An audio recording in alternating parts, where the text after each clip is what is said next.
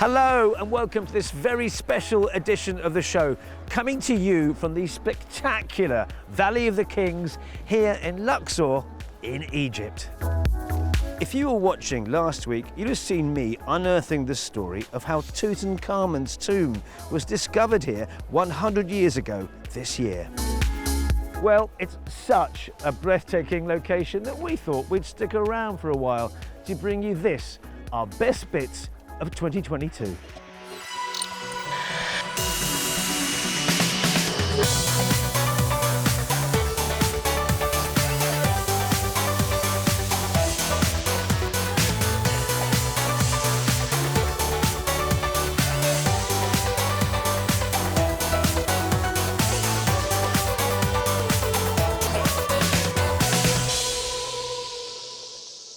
Well, from the baking sun of here in Egypt, let's switch to the snow of Switzerland, where back in March, Carmen got to experience a horse race like no other, where the jockeys don't need saddles, they use skis.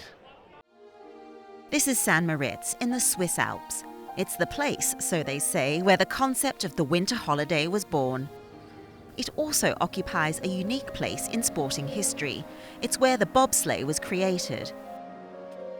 But skiing is an even stranger sporting event than that.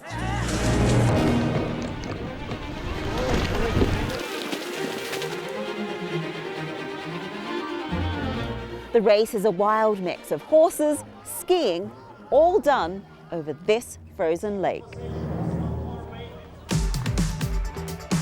Before the main event, I caught up with Valeria, who's been crowned overall winner here twice in past years. Before the first race, I always said, oh wow, why I'm doing that? And after the race, I say, yeah, I know why. 2009, I was the first woman to do skiing. It was really special because everyone was looking on me. Can she do that? Is she strong enough? Is she not scared and everything? But it was really nice because I had directly a third place in my first race. Can you control the horse with the reins, and how different is it for the horse? We definitely can control them. We have to control them because if there is something next to you, you have to go left or you have to go right. You have to stop the horse if something happened. After the starting stall, they normally say, okay, where is my boss? Oh, okay, it's 6 meters behind me, and they sometimes really looking for you and try to connect you with the reins. Mm-hmm. And some horses, they love to do it. They say, wow, there is nobody on it, I go.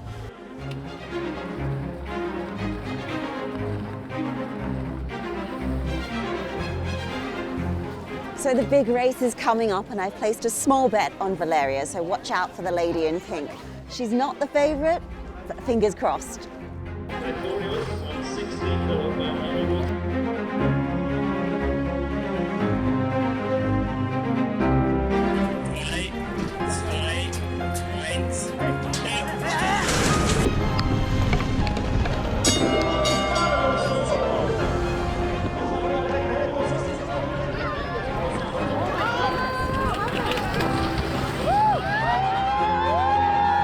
At one point, Valeria was in the lead and looking good.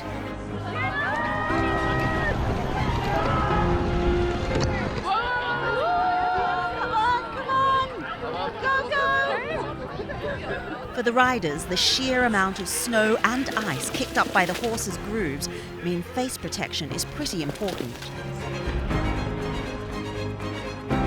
By the final lap, you could see the horses beginning to tire, and she was desperately trying to hang on.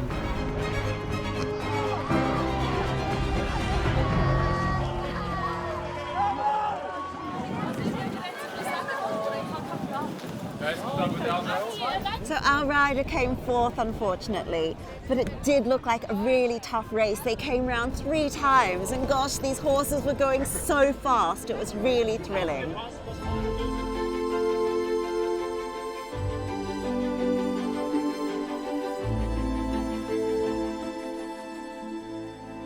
Carmen high up in the Alps there in March.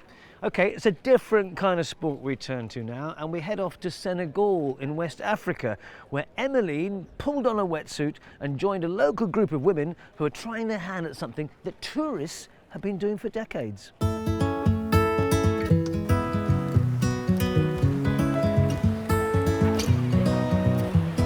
Hadjou is Senegal's first female professional surfer. She works with a US organization called Black Girls Surf to get the next generation into the water. We are Black Girls Surf! We are Black Girls Surf! A lot of black people think they cannot go to the water for surfing, and they can do it. Everybody can surf it. It depends on your size, long, short. Everybody can do it. Everybody can surf. Everybody can surf. Hadjou's a real trailblazer here. She's fought her way into a male-dominated sport. Even her family were against her in the early days. My family, where I'm from, they never see a girl surfing, and they think surfing is just for the boys. And I say, I have to go. I want to surfing. I want to be the only girl in Senegal like surfing, and only girl who can representing Senegal, Africa, and every black woman in the world. The girls here are 4 to 16 and they're certainly not afraid of the sea. I've been surfing on this beach for several years now and feel totally outclassed. Et c'est quoi qui vous a fait vouloir commencer le surf? C'est une passion aussi. On a vu que Hadjou était la seule fille au Sénégal qui pratiquait du surf. Et nous nous sommes dit pourquoi pas nous aussi. Pourquoi est-ce que toi tu as commencé le surf? C'est une passion. Parce que nous nous sommes dit pourquoi pas faire comme elle. Pour aller à travers le monde, découvrir de nouveaux endroits. C'est pour ça qu'on a décidé d'entrer dans le club. Et quand vous êtes sur la vague, ça vous fait comment? On se sent libre. Right, it's time to see what all the fuss is about. I've been practicing for the Ngor ride and I'm in good hands here. Hadjou has agreed to take me out and give me some tips. We've picked a time when the waves are slightly flatter, but the main hazard is avoiding the sea urchins, which lie just a couple of meters under the surface.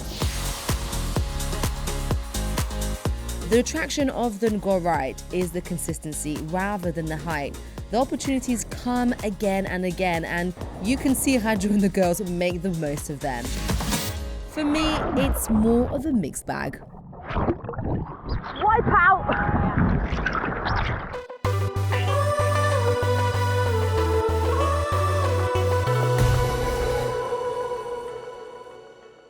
Okay, we're off to Sri Lanka now, and at the start of the year, our adventurer Karolis Miliauskas set off to paddle down a historic canal system and to meet local people cleaning up the waterway on his journey.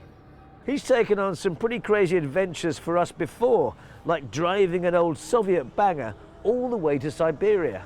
So let's remind ourselves how he got on in Sri Lanka, adopting a slightly more sedate pace. Adventure on the very first step. The trip starts.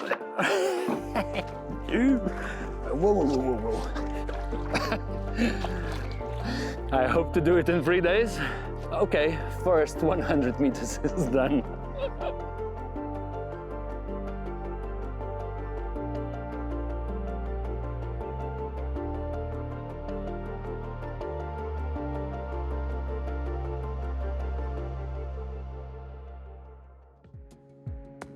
As I start my journey, I get a warm welcome from the people who live here.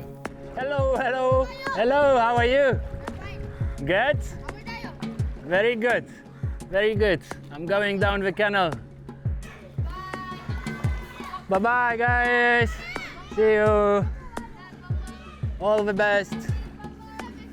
And what's the sign? Have a look. Dear neighbors, keep the canal clean. Oh, no good. No good. I was expecting to see some rubbish, but not that bad. Not that bad. Looks like rubbish comes from these houses.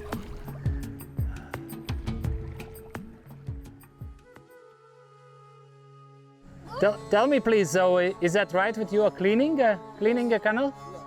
How many are people like you here? 6 people who are cleaning. Yeah, I think I can see one now. Approaching, hello. That's nice that somebody is doing this. There is also a local boat tour company that runs rubbish collection days on these waterways. It's run by a guy called Fernando. Our cleaning project name is Captain Fernando Cleaning Project. So we start this cleaning project in 2016, actually 5 years ago. So step by step, we became to a very good stage. Plastic pollution is a big problem these days. If you walk on this beach, so it's very polluted, and if you go on our canal, our lagoon is very polluted. Now people's mind are slowly changing. People just throw the rubbish into the canals. But now people start to think little by little. So long time ago there was canals used for transportation, but now these days people use that to dump rubbish. The easiest thing is not to throw rubbish into the canal. What we can do, educate your brothers and sisters so we can have a clean and healthy lifestyle. So boys, thank you very much for coming. If you are not using plastic, so we have a path for a better world. Thank you. Yeah, let's make some noise. Woo! Thank you, Fernando. Thank you, bros. Okay, so coming up next on our look back at 2022, it's time to bring on the big guns and the only true athlete on the team. In case you didn't know, Adi is a medal-winning Paralympian playing basketball for Team GB. So who better then to try a new sport? Cheese rolling in Italy.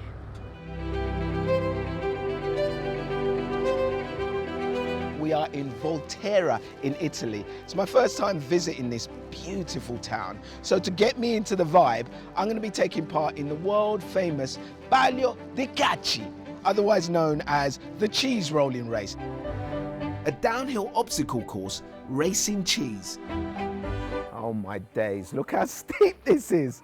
Oh man, I'm struggling just to control my chair. Oh no. Okay, so maybe I need a masterclass. Buongiorno. Piacere, Davide. Adi, nice to meet you. Okay. Adi, adesso ti mostrerò come si effettua la corsa. All right, let's see. Jeez, he's off on pace. Pace. This is going to be carnage. The rules are simple. Guide the cheese around the hay bales as quick as possible. The winner moves through the rounds till you're left with one champion. The cheese rolling is a pretty strange tradition. How did it begin?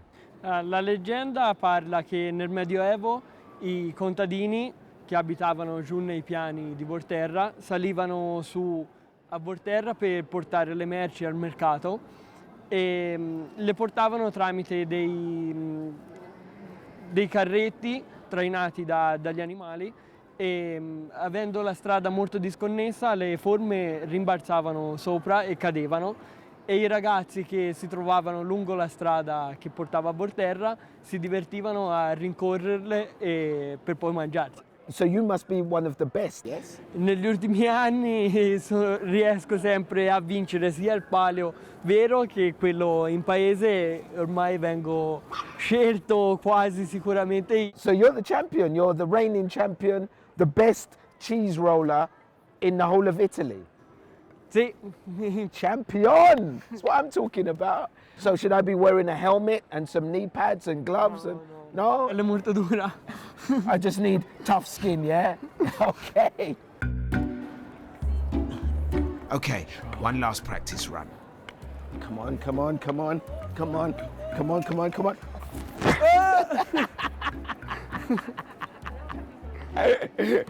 Broke through the barrier.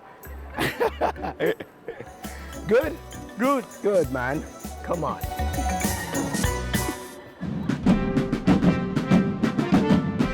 Well, the time has come. Uno, due, tre, vai!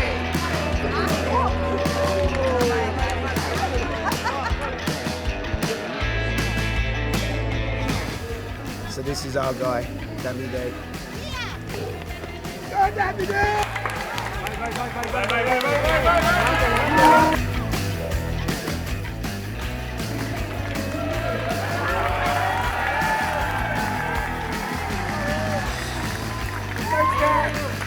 almost there.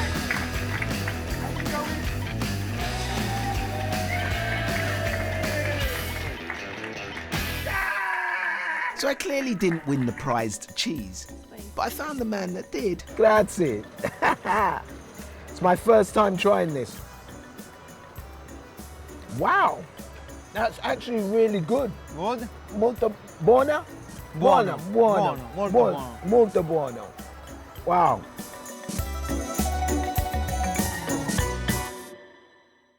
Right, sticking with the food theme, the UK is famous for its greasy spoon cafes. Places where you can get a calorie-packed fried breakfast washed down with a steaming mug of hot tea, all at a price that won't break the bank. But as Lucy discovered back in February, some of these places are struggling to survive. This cafe is a true family affair, and it's been passed down between generations since 1900. We like to keep a good little vibe. It's like when you're, like I said to you, it's like a second home for us. It's part of our life. So when you come in here, you're coming into our home. You get like a lot of regular people that come back, and they really sort of rely on you. Like if they didn't come into the cafe, they maybe wouldn't talk to a lot of people during the day, like a lot of the older people especially.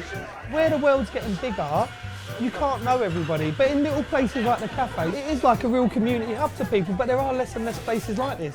The cafe attracts customers from all walks of life, even the odd celebrity. Gemma Collins is reality TV star and presenter who has been coming to Pellicci's for years. I feel that this is like traditional East End here. It's got heritage, it's got culture. You know, if only these walls could speak, I'm sure there's been a lot that's gone on here over the years. Just that real family hub feel is very rare. And yeah, you know, this is the only place that I know actually that's got it. Do you think we're beginning to see less of these kind of places now? There are more challenges. Every day there's always new challenges. The price of everything has gone up. You have to put your price up a bit, and it don't go down well with the customers.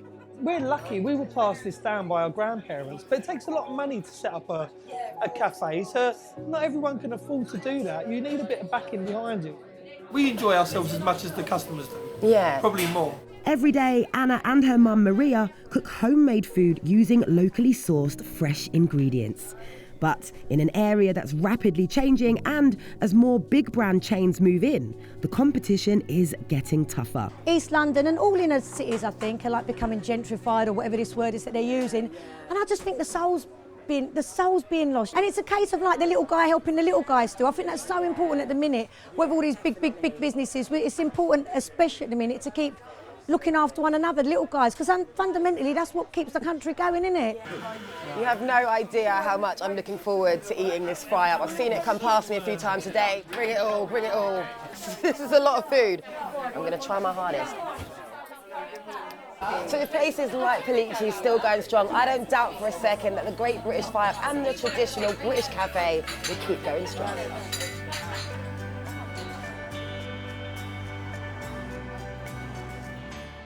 Lucy loving her fry-up back in February.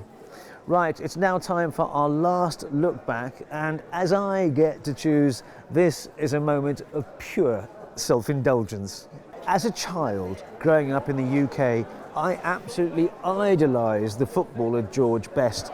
And I wasn't alone, even the legendary Pelé was a fan. So you can imagine my delight when I found out that George's former home in Belfast was opening up as an Airbnb. I simply just had to go and stay there.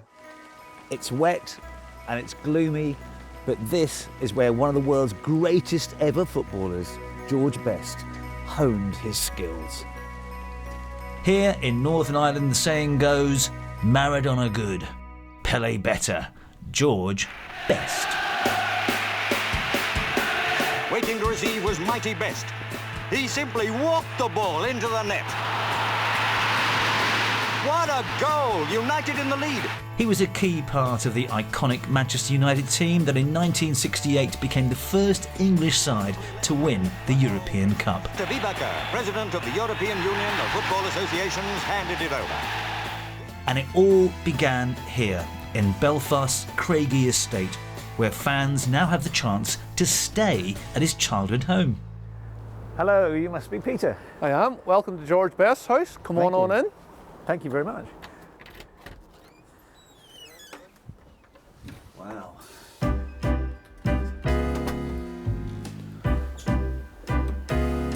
So this is the main room.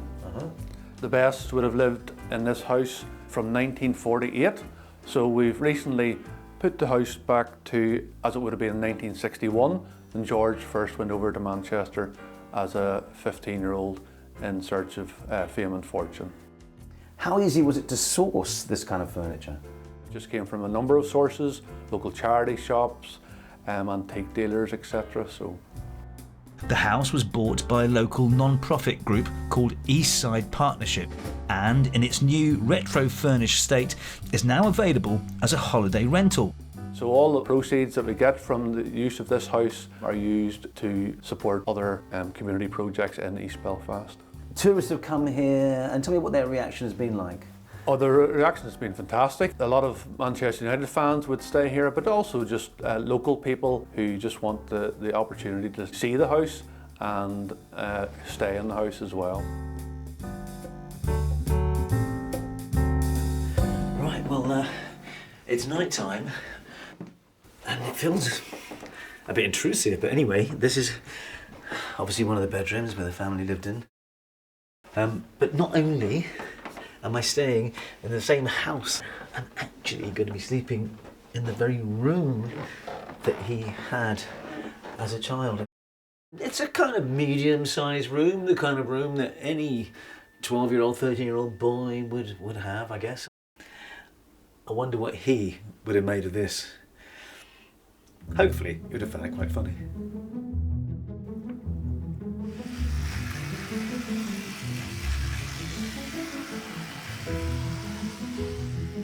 Right, it's time for me to get some sleep.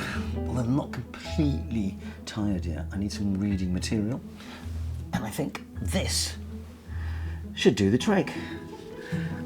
Good night. I tell you what, waking up in George Best's old bedroom was one of the highlights of my year. It's been so good in 2022, finally being able to hit the road again properly, and I hope you managed to get away too. Have a great new year, and I'll see you in 2023.